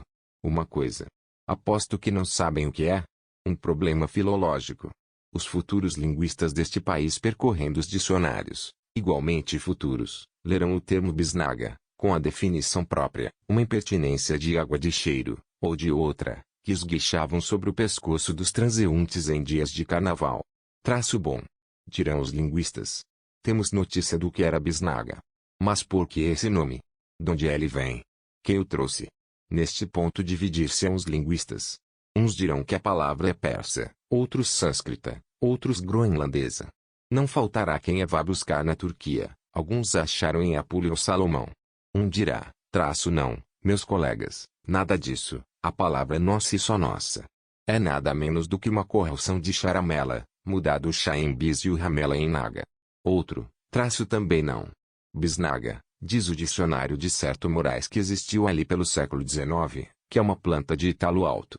Segue-se que a bisnaga carnavalesca era a mesma bisnaga vegetal, cujo sumo, extremamente cheiroso, esguichava quando apertavam com o dedo.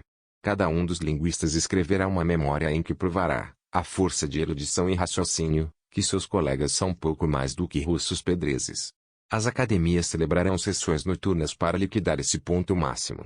Haverá prêmios, motes, apostas, duelos, etc. E ninguém se lembrará de ti, bom e galhofeiro Gomes de Freitas, de ti que és o único autor da palavra, que aconselhavas a bisnaga, e a grande anica, no tempo em que o esguicho apareceu, por cujo motivo puseram o nome popularizado por ti. Teve a bisnaga uma origem alegre, medicinal e filosófica. Isto é que não hão de saber nem de dizer os grandes sábios do futuro. Salvo, se certo número da ilustração chegar até eles, em cujo caso lhes peço o favor de me mandarem a preta dos pastéis. Falei há pouco do que há de substituir o carnaval, se ali definitivamente expirar. Deve ser alguma coisa igualmente alegre, por exemplo, a porta otomana. Vejam isto.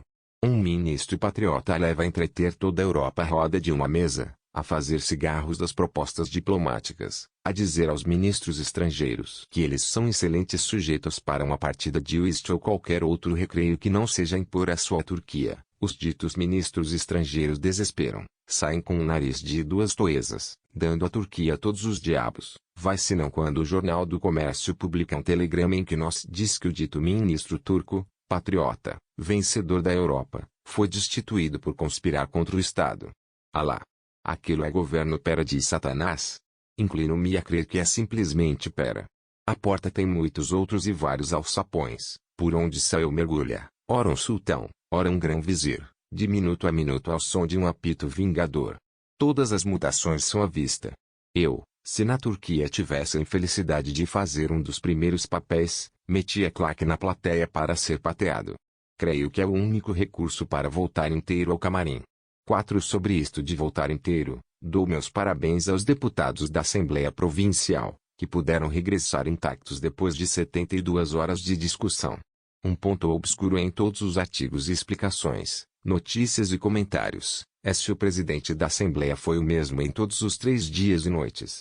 Se foi, deve ter o mesmo privilégio daquele gigante da fábula, que dormia com 50 olhos enquanto velava com os outros 50. Eram 50 ou mais? Não estou certo no ponto. Do que estou certo é que ele repartia os olhos, uns para dormir, outros para velar, como nós fazemos com os urbanos, velam estes enquanto caímos nos braços de Morfeu. Pois é verdade, 72 horas de sessão. Esticando um pouco ia até a Páscoa. Cada um dos deputados, ao cabo desta longa sessão, parecia um Epimênides, ao voltar à Rua do Ouvidor, tudo tinha ar de novo, de desconhecido, de outro século. Felizmente acabou. Não acabarei sem transcrever nesta coluna um artiguinho, que li nos jornais de terça-feira. 2 das mais grosseiras e desmoralizadas criaturas têm frequentado os bailes, causando os mais desagradáveis episódios aos que têm tido a infelicidade de aproximar-se-lhes. Essas 2 filhas de Eva acharam-se anteontem no teatro de Pedro II vestidas em femme de Lali, filha da Madame Angot, e hoje também dizem que lá se acharão. Seria bom que o empresário tivesse algum fiscal encarregado de vigiá-las, para evitar incidentes tais como se deram no domingo passado. Ó isca! Ó tempos! Ó costumes! 9,15 de março, e mais dia menos dia, demito-me deste lugar. Um historiador de quinzena, que passa os dias no fundo de um gabinete escuro e solitário, que não vai às touradas, às câmaras, à Rua do Ouvidor. Um historiador assim é um puro contador de histórias. E repare o leitor como a língua portuguesa é engenhosa. Um contador de histórias é justamente o contrário de um historiador, não sendo um historiador, afinal de contas, mais do que um contador de histórias. Por que essa diferença simples, leitor? Nada mais simples. O historiador foi inventado por ti, homem culto, letrado, humanista. O contador de histórias foi inventado pelo povo, que nunca leu Tito Livio, e entende que contar o que se passou é só fantasiar. O certo é que se eu quiser dar uma descrição verídica da tourada de domingo passado, não poderei, porque não a vi. Não sei se já disse alguma vez que prefiro comer o boi a vê-lo na praça. Não sou homem de touradas, e se é preciso dizer tudo, detesto-as. Um amigo costuma dizer-me, mas já as viste? Nunca, e julgas do que nunca viste. Respondo a este amigo, lógico mas inadvertido, que eu não preciso ver a guerra para detestá-la, que nunca fui ao Chilindró, e todavia não estimo. Há coisas que se prejulgam, e as touradas estão nesse caso. E querem saber por que detesto as touradas? Pensam que é por causa do homem. Ixi! É por causa do boi, unicamente do boi. Eu sou sócio, sentimentalmente falando, de todas as sociedades protetoras dos animais. O primeiro homem que se lembrou de criar uma sociedade protetora dos animais lavrou um grande tento em favor da humanidade. Mostrou que este galo sem penas de Platão pode comer os outros galos seus colegas, mas não os quer afligir nem mortificar. Não digo que façamos nesta corte uma sociedade protetora de animais, seria perder tempo. Em primeiro lugar, porque as ações não dariam dividendo, e ações que não dão dividendo. Em segundo lugar, haveria logo contra a sociedade uma confederação de carroceiros e brigadores de galos. Em último lugar, era ridículo. Pobre iniciador! Já estou a ver-lhe a cara larga e amarela, com que havia de ficar, quando visse o efeito da proposta. Pobre iniciador! Interessar-se por um burro. Naturalmente são primos. Não, é uma maneira de chamar a atenção sobre esse ponto. Há de ver que quer ser vereador da Câmara, está se fazendo conhecido. Um charlatão. Pobre iniciador! 2 touradas e caridade pareciam ser 2 coisas pouco compatíveis. Pois não foram esta semana a última, fez-se uma corrida de touros com o fim de beneficiar necessitados. O pessoal era de amadores, uns já peritos, outros novos, mas galhardos todos, e moços de fino trato. A concorrência, se não foi extraordinária, foi assim bastante numerosa. E não a censuro, não, a caridade fazia dispensar a feroci. Não, digo ferocidade, mas contarei uma pequena anedota. Conversava eu há dias com um amigo, grande amador de touradas, e homem de espírito, S.U. enfute. Não imagines que são touradas como as de Espanha. As de Espanha são bárbaras, cruéis. Estas não têm nada disso. E entretanto, traço assim, por exemplo, nas corridas de Espanha uso matar o touro. Nesta não se mata o touro, irrita-se, ataca-se, esquiva-se, mas não se mata. Ah! Na Espanha, mata-se, mata-se. E isso é que é bonito. Isso é que é comoção. Entenderam a chave da anedota? No fundo de cada amador de tourada inocente, há um amador de tourada espanhola. Começa-se por gostar de ver irritar o touro, e acaba-se gostando de o ver matar. Repito, eu gosto simplesmente de o comer. É mais humano e mais higiênico. 13 Inauguraram-se os bondes de Santa Teresa, -1 sistema de alcatruzes onde escada de Jacó, uma imagem das coisas deste mundo. Quando um bonde sobe, outro desce, não há tempo em caminho para uma pitada de rapé, quando muito, podem dois sujeitos fazer uma barretada. O pior é se um dia, naquele subir e descer, descer e subir, subirem uns para o céu e outros descerem ao purgatório, ou quando menos ao necrotério. Escusado é a dizer que as diligências viram esta inauguração com um olhar extremamente melancólico. Alguns burros, afeitos à subida e descida do outeiro, estavam ontem lastimando este novo passo do progresso. Um deles, filósofo, humanitário e ambicioso, murmurava, traços dizem, les dies vont. Que ironia! Não, não são os deuses, somos nós. Les années vont, meus colegas, les années vont. E esse interessante quadrúpede olhava para o bonde com um olhar cheio de saudade e humilhação. Talvez rememorava a queda lenta do burro, expelido de toda parte pelo vapor, como o vapor o há de ser pelo balão, e o balão pela eletricidade, a eletricidade por uma força nova, que levará de vez este grande trem do mundo à estação terminal. O que assim não seja. Por ora. Mas inauguraram-se os bondes. Agora é que Santa Teresa vai ficar à moda.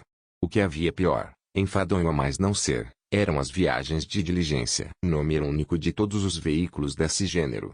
A diligência é um meio termo entre a tartaruga e o boi. Uma das vantagens dos bondes de Santa Teresa sobre os seus congêneres de cidade, e a impossibilidade da pescaria. A pescaria é a chaga dos outros bondes. Assim, entre o Largo do Machado e a Glória a pescaria é uma verdadeira emolação. Cada bonde desce a passo lento, a olhar para um e outro lado, a catar um passageiro ao longe. Às vezes o passageiro aponta na praia do Flamengo, o bonde, polido e generoso, suspende passo, cochila, toma uma pitada, dá 2 dedos de conversa, apanha o passageiro, e segue o fadário até a seguinte esquina onde repete a mesma lenga-lenga. Nada disso em Santa Teresa, ali o bonde é um verdadeiro leve-trás, não se detém a brincar no caminho, como um estudante vadio.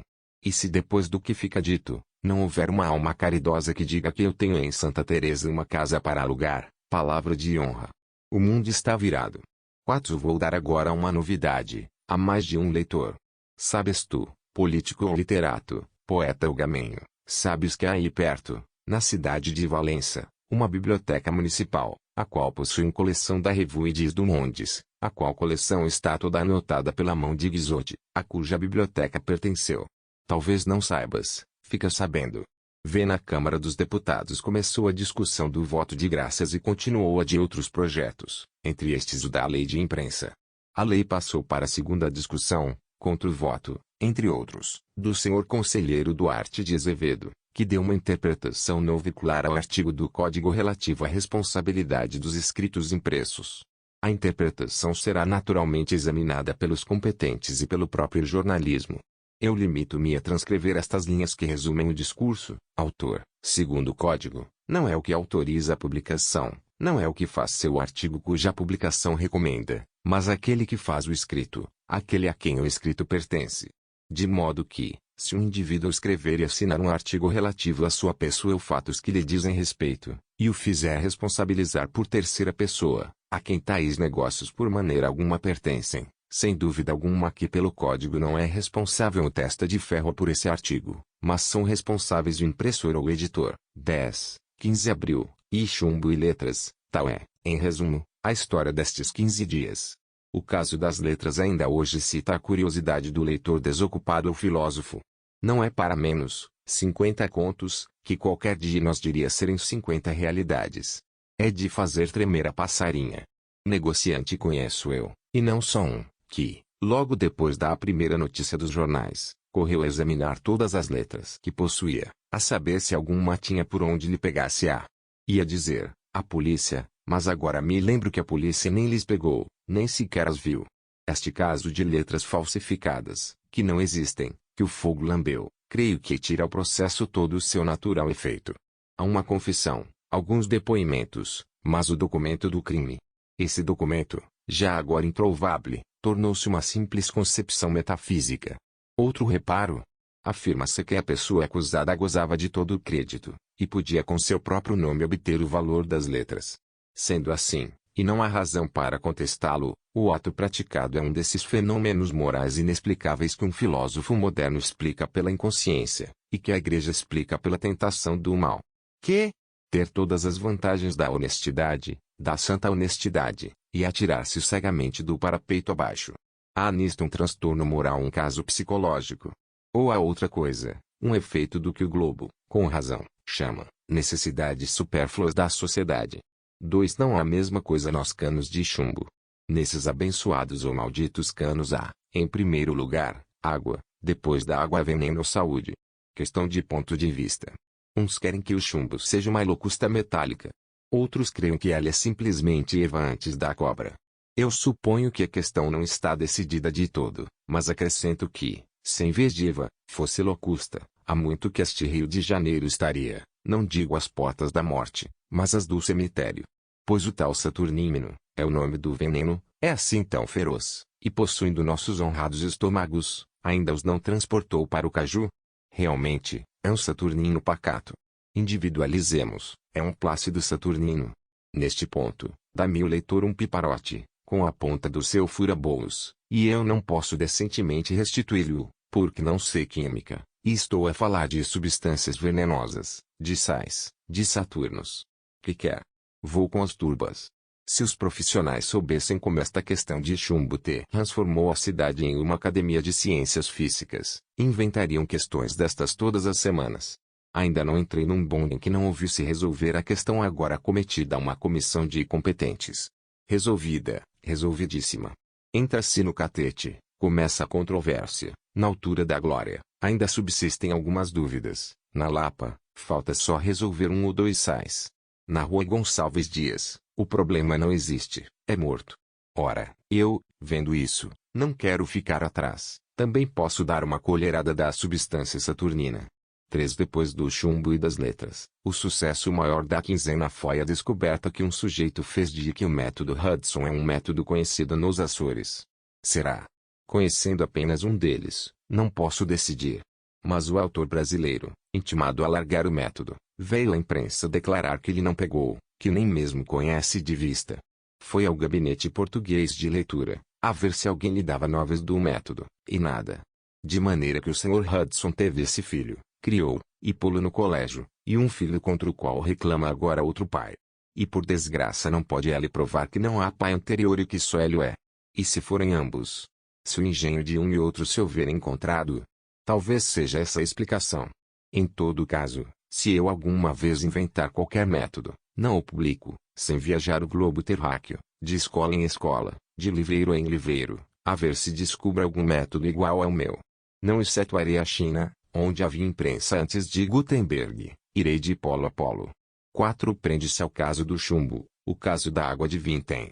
Esta água de vintém é a que eu bebo, não por medo do chumbo, mas porque me dizem ser uma água muito pura e leve. Aparece, porém, no Jornal do Comércio um homem curioso e céptico. Esse homem observa que se está bebendo muita água de vintém. Eu já tenho feito a mesma reflexão, mas sacudia do espírito para não perder a fé, aquela fé, que salva muito melhor do que o pau da barca. Esta água de vintém é hoje a água do conto ou do milhão. É um inverso do tonel das Danaides. E os chafariz das Danaides. Muitos bebem dela, pouca gente haverá que não tenha ao menos um barril por dia. Mas será toda de vintém? Eu creio que é, e não me tirem esta crença. É a fé que salva. Tratando-se agora da publicação dos debates, lembrarei ao Parlamento, que uso, não só na Inglaterra ou França, mas em todos os países parlamentares, é que se publiquem os discursos todos no dia seguinte. Com isso ganha o público, que acompanha de perto os debates, e os próprios oradores, que têm mais certeza de serem lidos. Em França alguns oradores revêem as provas dos discursos, outros não. Ayres, no tempo em que era presidente, ia em pessoa rever as provas na imprensa nacional. Gambetta manda revê-las por um colega. O Sr. Spuller, sejam ou não revistas, saem os discursos no dia seguinte. Este sistema parece bom, demais, é universal. 15 junho, e achei um homem, vou apagar a lanterna. Lá nos campos elíseos do teu paganismo, enforca-te, Diógenes, filósofo sem préstimo nem fortuna, arroador caipora, procurador de impossíveis. Sim, eu achei um homem. E sabes por quê, desastrado filósofo? Porque eu não procurava, porque estava a tomar tranquilamente a minha xícara de café, à janela, a dividir os olhos entre as folhas do dia e o sol que se desembuçava. Quando menos esperava, ele ante mim. E quando digo que o achei, digo pouco, todos nós o achamos, não dei com ela sozinho, mas todos, a cidade em peso, se é que a cidade em peso não tem coisa mais séria em que cuidar, os touros, por exemplo, o voltarete, o cosmorama, o que de todo não é impossível. E quando digo que o achei, erro, porque não o achei, não o vi, não o conheço, achei-o sem achar. Parece um enigma de certo enigma, mas dos que eu quisera ver-te fazer, leitor, se tens queda por tais ocupações. Suponho no leitor uma alta dose de penetração, não me canso em explicar-lhe que o homem de que se trata é o incógnito benfeitor das órfãs da Santa Casa, o que deu 20.000 cifrão 000, sem dar seu nome. Sem dar seu nome. Este simples fato conquista a nossa admiração, não que ela esteja acima das forças humanas. É essa justamente a condição da caridade evangélica, em nome da qual os filhos do evangelho inventaram a caridade nas gazetilhas. Mas, na realidade, o caso é raro. 20 contos dados assim, com simplicidade, sem uma notícia nas folhas públicas, sem duas barretadas, sem uma ode, sem nada. 20 contos que caem da algibeira do benfeitor para as mãos dos beneficiados, sem passar pelos prelos, os bentos prelos, os adoráveis prelos, que tudo contam, até as ações mais recônditas. A ação é cristã, mas é tão rara, como as pérolas. Por isso digo, achei um homem. O anônimo da Santa Casa é o homem do Evangelho. Imagino com dois traços principais, o espírito de caridade, que deve ser e é anônimo, e um certo desdém para com os clarins da fama, os rufos de tambor, os pífanos da publicidade. Pois bem, esses dois traços característicos são duas forças. Quem as tem possui já disse uma grande riqueza. E saiba agora o leitor que o ato do benfeitor da Santa Casa inspirou a um amigo meu um ato bonito. Tinha ele uma escrava de 65 anos, que já lhe havia dado a ganhar 7 ou 8 vezes o custo. Fez anos e lembrou-se de libertar a escrava. De graça. De graça. Já isto é gentil. Ora, como só a mão direita soube do caso, a esquerda ignorou, travou da pena, molhou-a no tinteiro e escreveu uma notícia singela para os jornais indicando o fato, o nome da preta, o seu nome, o motivo do benefício, e este único comentário: ações desta merecem todo o louvor das almas bem formadas. Coisas da mão direita. Vai-se não quando, o Jornal do Comércio dá notícia do ato anônimo da Santa Casa da Misericórdia, de que foi único confidente o seu ilustre provedor. O meu amigo recuou, não mandou a notícia às gazetas. Somente, a cada conhecido que encontrasse a ocasião de dizer que já não tem a Clarimunda. Morreu? Oh! Não. Traço libertaste. Ah! Falemos de outra coisa, interrompe-lhe vivamente. Vais hoje ao teatro? Exigir mais seria cruel. 2. O capítulo dos teatros não me pertence, mas sempre direi de passagem, que a caridade teve outra manifestação, do mesmo modo que vai ter amanhã outra, um sarau lírico e dramático em benefício das vítimas da seca. Espetáculo de amadores, com uma obra de artista, ilustre artistas um certo Arthur Napoleão, boa sala, satisfação geral. Lá estive até o fim, e nunca saí mais contente de espetáculo de amadores, nem sempre tive a mesma fortuna, em relação ao virtuoso e esteve excelente. Não me atrevo a pedir mais, desejarei porém que, se a providência ferir com outro flagelo alguma região do Brasil, aqueles generosos benfeitores se lembrem de organizar nova festa de caridade, satisfazendo o coração e o espírito. 3. Trata-se de calcar as ruas com pranchas de madeira. A ideia é por força maçônica. Pranchas. Não conheço o sistema, nem o modo de o aplicar, mas alguma coisa me diz que é bom. Primeiramente, é um calçamento que exercerá ao mesmo tempo as funções de fiscal e irrigador. Não há poeira, não há lama. Duas economias. Depois, amortece as quedas, nem há quedas, salvo se for pau envernizado. E finalmente, previne as barricadas insurrecionais. Última vantagem, é postura. Postura. Postura. Todos os anos, por este tempo, a polícia tem o cuidado de mandar para a imprensa um edital declarando que serão punidos com todo rigor os que infringirem certa postura da Câmara Municipal, que proíbe queimar fogos de artifício e soltar balões ao ar. O edital aparecem atrás deste os fogos de artifício, aparecem os balões. A pobre da postura, que já se vê com a ideia de ver-se executada, suspira, mas, não podendo nada, contra os infratores, recolhe-se ao arquivo, onde outras posturas, suas irmãs, dormem o sono da incredulidade. Já vê uns senhores que, pondo limite à nova imprudência, eu tenho esperança de que não acendam fogueiras e bombas na madeira, nem lancem balões ao ar, que vem depois cair ao chão. Salvo se querem imitar Gomorra, o que não é cômodo, mas pode ser pitoresco. 4. Por último direi que vão ver a galeria de quadros do Sr. Doré, a Rua do Ouvidor. V.A. tem quadros excelentes, paisagens, pinturas de gênero, históricas, etc., dispostos com arte convidando os amadores. Entre nós há bons apreciadores da pintura. Devem ir à casa do Sr. Doré. Não se arrependerão como eu me não arrependo. 12. 1 novembro, e há um meio certo de começar a crônica por uma trivialidade. E dizer, que calor! Que desenfreado calor! Disse isto, agitando as pontas do lenço, bufando como um touro, ou simplesmente sacudindo a sobrecasaca. Resvala-se do calor aos fenômenos atmosféricos, fazem-se algumas conjecturas acerca do Sol e da Lua, outras sobre a febre amarela, manda-se um suspiro ao Petrópolis, e la glace rompue, está começada a crônica. Mas, leitor amigo, esse meio é mais velho ainda do que as crônicas que apenas datam de Esdras. Antes de Esdras, antes de Moisés, antes de Abraão, Isaque e Jacó, antes mesmo de Noé, houve calor e crônicas. No paraíso é provável, é certo que o calor era mediano, e não é prova do contrário o fato de Adão andar nu. Adão andava nu por duas razões, uma capital e outra provincial. A primeira é que não havia alfaiates, não havia sequer casimiras. A segunda é que, ainda havendo-os, Adão andava baldo ao naipe. Digo que esta razão é provincial, porque as nossas províncias estão nas circunstâncias do primeiro homem. Quando a fatal curiosidade de Eva fez-lhes perder o paraíso, cessou, com essa degradação, a vantagem de uma temperatura igual e agradável. Nasceu o calor e o inverno, vieram as neves, os tufões, as secas, todo o cortejo de males, distribuídos pelos 12 meses do ano. Não posso dizer positivamente em que ano nasceu a crônica, mas há toda a probabilidade de crer que foi coetânea das primeiras duas vizinhas. Essas vizinhas, entre o jantar e a merenda, sentaram-se à porta, para debicar os sucessos do dia.